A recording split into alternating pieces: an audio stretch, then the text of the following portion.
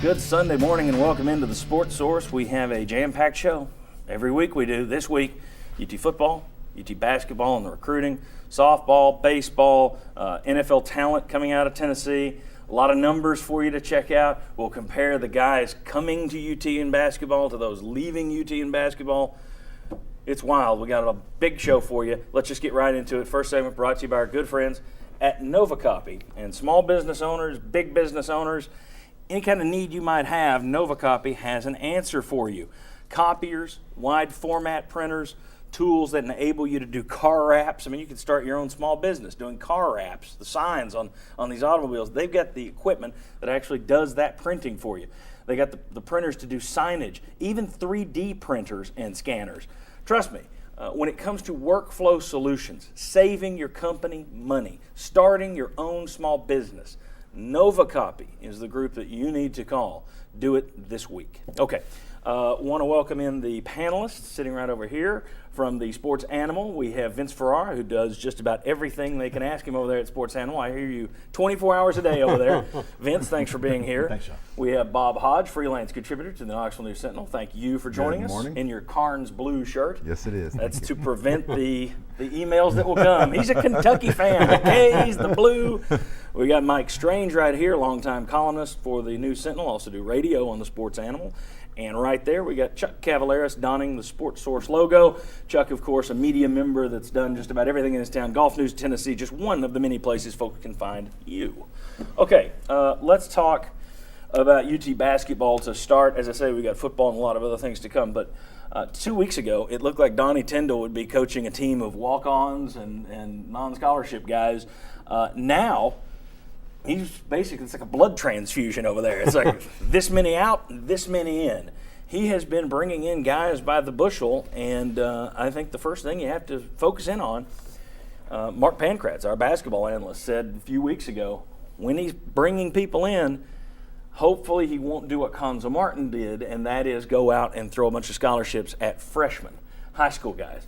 And to date, for the most part, he has been getting guys, JUCO transfers from other schools, guys that are graduated from other schools that will transfer in.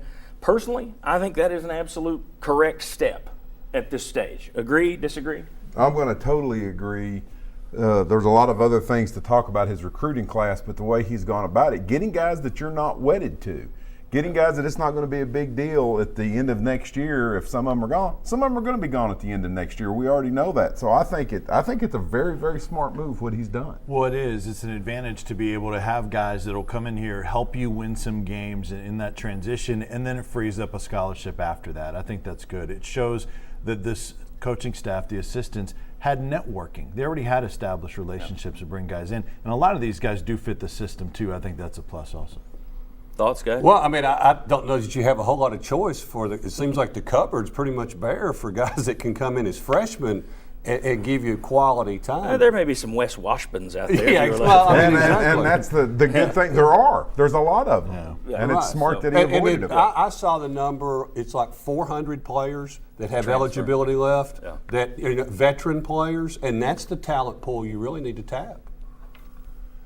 He's been amazing, really, with the speed with which he's assembled this class. And he's, like you said, he's touched on every constituency between, a high school guy, a commitment that got away from somewhere else, got a release, a JUCO fifth-year transfer. One or two guys that he tied to from Southern Miss. So, pretty savvy, I think.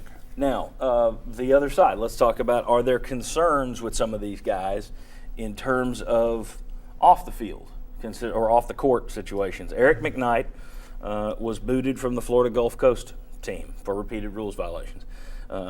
Devon as I know if it's Devon Bachman, arrested a few months ago for possession of marijuana, and according to the newspaper down there, also a child restraint seat violation.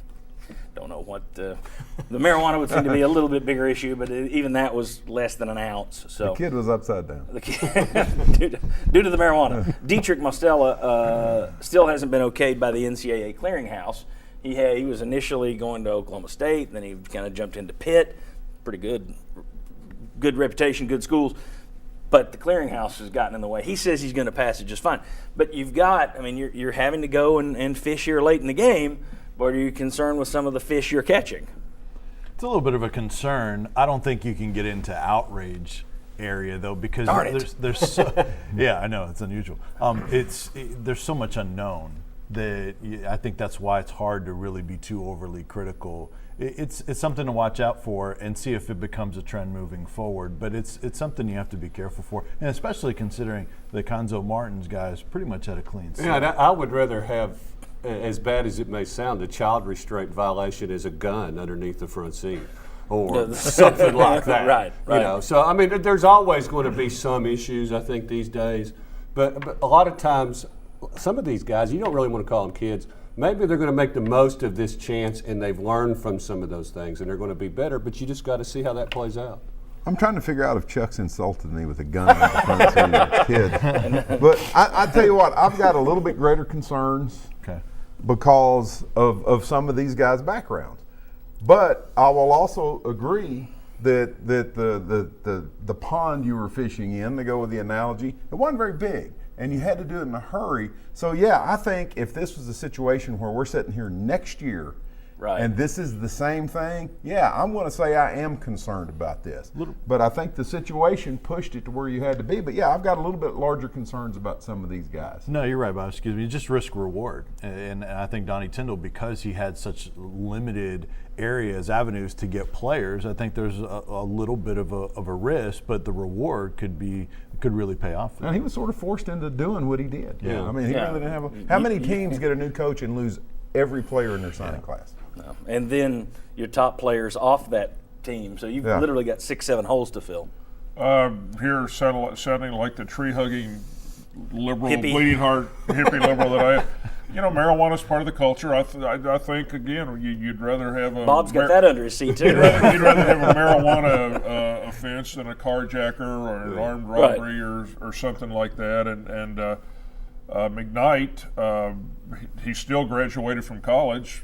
He's got his degree, so, you know, that tells you he's not just some Good point. real slacker. And the clearinghouse may be the toughest one to really overcome. Yeah. You know, on that. You know, you look at it, and I think Vince hit on it. I've got to say, I did not. We've gone back and we showed you when Donnie Tyndall first came here. We showed you all kinds of stats about his on-court issues. We showed you about his on-court style, I should say.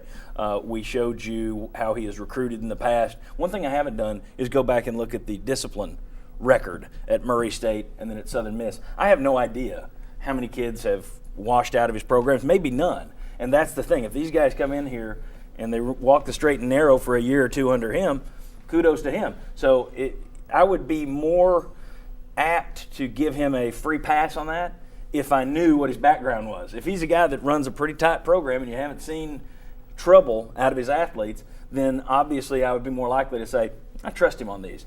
As it stands, he's kind of forced into it, but I do have concerns about it because I don't know what his background is. To quote Donnie Tyndall from his introductory press conference, I will not bring thugs and renegades into this program. But he is not an angel. Wasn't that also? Yeah, right. No angel. That was a little too Ed Orgeron. That worried me a little bit. All right. Coming up next, speaking of Ed Orgeron, let's talk about Tennessee's talent level. It's not good. We've got some numbers that will make your eyes pop out of your head, and then hopefully you can stick them back in and watch the rest of the show.